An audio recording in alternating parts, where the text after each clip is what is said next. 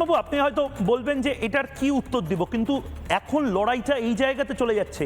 উনি একজন মুখ্যমন্ত্রী, উনি যেভাবে প্রতিদিন হাজার হাজার লোকের সামনে এই কথাগুলো বলছেন, তার ভিডিওগুলো ভাইরাল হচ্ছে, আইপ্যাক সেই ভিডিওগুলো কেটে কেটে ছড়াচ্ছে, এই এক অসম লড়াই তৈরি হয়েছে যেখানে মিথ্যাচারটাকেই ক্রেডিবিলিটি দিয়ে দেওয়ার চেষ্টা করছে শাসক দল। কি বলবেন? আপনার যারা যুব দর্শক যারা, তাদেরকে আমি একটা মানে কথা জানাতে চাই। হিটলার আর নাৎজিরা যখন জার্মানির উপরে রাজত্ব করছিল, তখন হিটলারের একটা ইনফরমেশন মিনিস্টার ছিল, তার নাম ছিল জোসেফ গোয়েবেলস।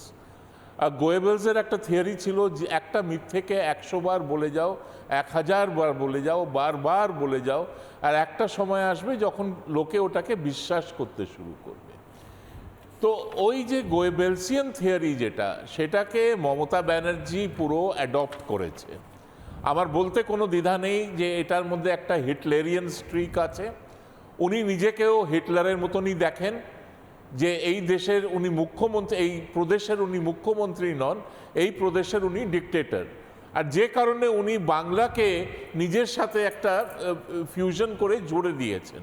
তো আজকে যদি উনার কোনো রকমের ক্রিটিসিজম হয় বা উনার সম্বন্ধে কোনো রকমের মন্তব্য করা হয়, উনি তখন বলেন যে এটা বাংলাকে অপমান করা হচ্ছে, বাঙালিকে অপমান করা হচ্ছে।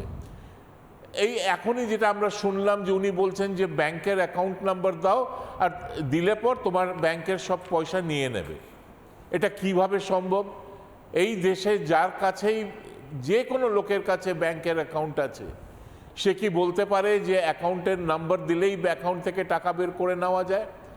এটা কখনো সম্ভব যে একটা সরকার, যে কোনো সরকার, কেন্দ্রীয় সরকার, রাজ্য সরকার, কোনো কারুর অ্যাকাউন্ট থেকে টাকা তুলতে পারে কি?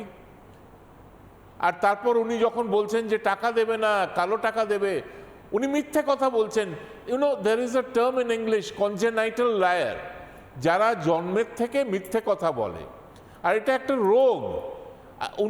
she is a congenital liar, উনি যাই বলেন সেটাই মিথ্যে কথা, আর ওই মিথ্যে কথাটাকে উনি বারবার বলে যান।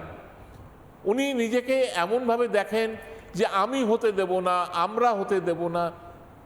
এটা কি?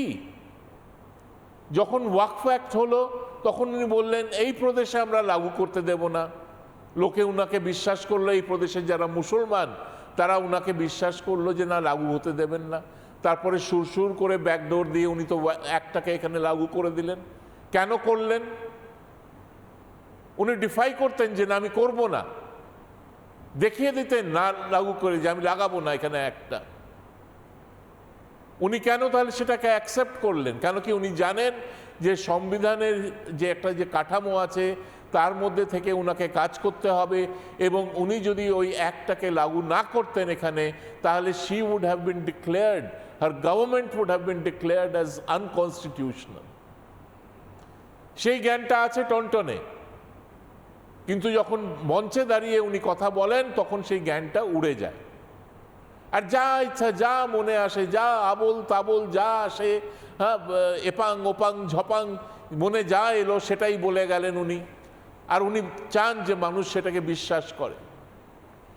আজকে আমরা এমন একটা জায়গায় এসে দাঁড়িয়েছি, আমি প্রবাসী বাঙালি,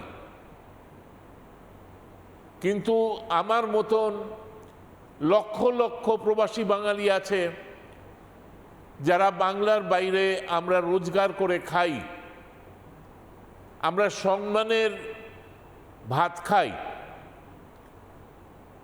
আর আমাদের যেটা মনে হয় প্রত্যেক দিন, প্রত্যেক ঘন্টা এই ধরনের যারা রাজনেতা, এই দেশ, এই প্রদেশের এই ধরনের যারা পলিটিশিয়ান, তারা বাংলার নাম, বাঙালির নাম, আর বাঙালির যেটা একটা ইমেজ আছে বাইরে, সেটাকে এরা ধ্বংস করছে, তার উপরে এরা কালি পুঁতছে।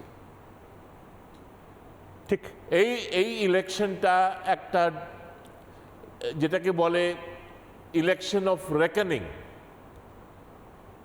শেষ সুযোগ আমাদের বাঙালি হিন্দুদের বোধহয় শেষ সুযোগ।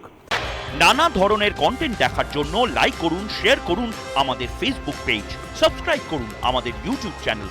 পাশাপাশি অন্যান্য ব্রেকিং নিউজের জন্য অবশ্যই চোখ রাখুন রিপাবলিক বাংলায়।